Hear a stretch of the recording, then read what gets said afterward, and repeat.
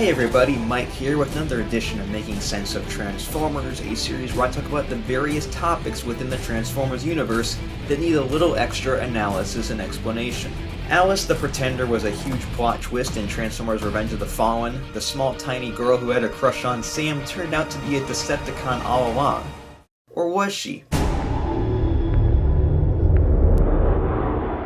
So I'm sure a lot of you might know about the story of how the Decepticon Pretender turned into Alice.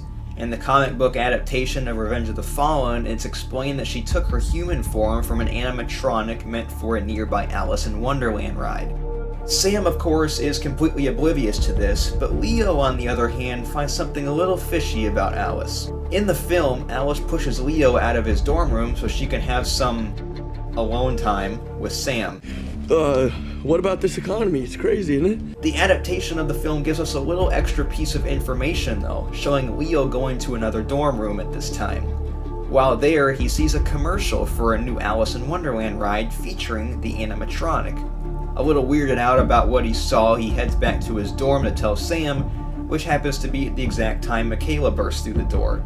He even has a line in the movie that suggests he needs to tell Sam something about her. Well, Sam, your bed buddy Alice! So that's the explanation that was probably in the script at one point, but later cut.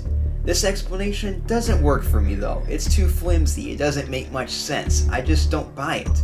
If she scanned an animatronic, why would she look and feel exactly like a human? She touched Sam multiple times. He never noticed that her skin didn't feel real? Did she go into a store dressed up as Alice in Wonderland and buy some new clothes before heading to college?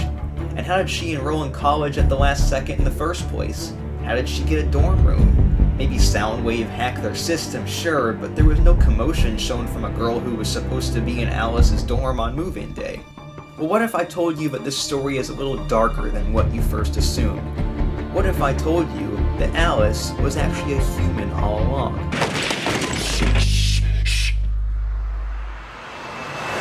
Okay, what were you saying?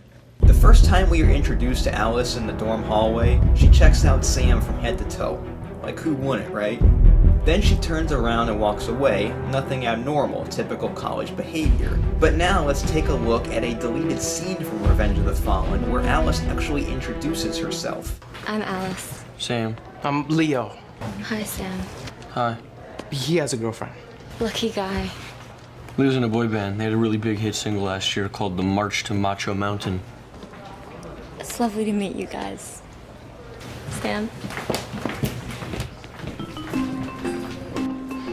It's on. Now you can't tell me that that's a Decepticon. Look at how she does that little flirty look-back move. If Alice was a Decepticon there, she would have pushed Sam into his dorm right then and there and done what needed to be done. Instead, she just flirts.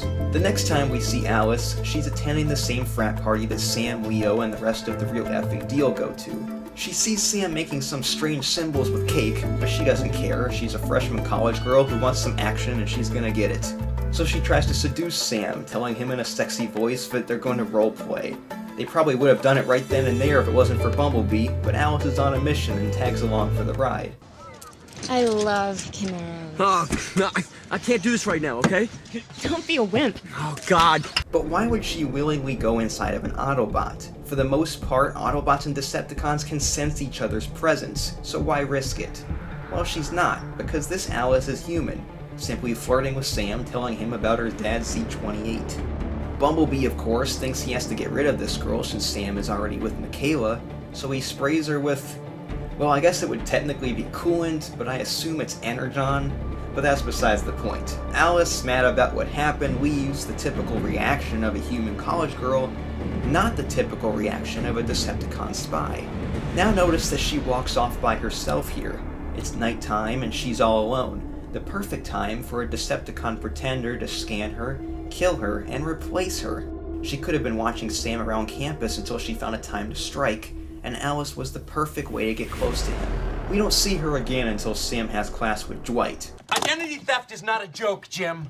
Which I'm assuming is the first time he's back on campus since his chat with Optimus. After seeing Sam's mental breakdown, Decepticon Alice knows it's time to strike, using her human disguise to get Sam alone in his dorm room, probably leaving both him and Leo with some pretty horrifying nightmares. Whoa, whoa, whoa, whoa! Whoa! I can't believe I almost had sex with her in my dream! I hope you all enjoyed this latest edition of Making Sense of Transformers. Check out the previous episodes by heading to the Making Sense of Transformers playlist. And just like before, if you have another topic you'd like to see me tackle, leave a comment below. Also, make sure to hit that like button and subscribe for more Transformers related content. Signing out, I'm Mike. See you next time.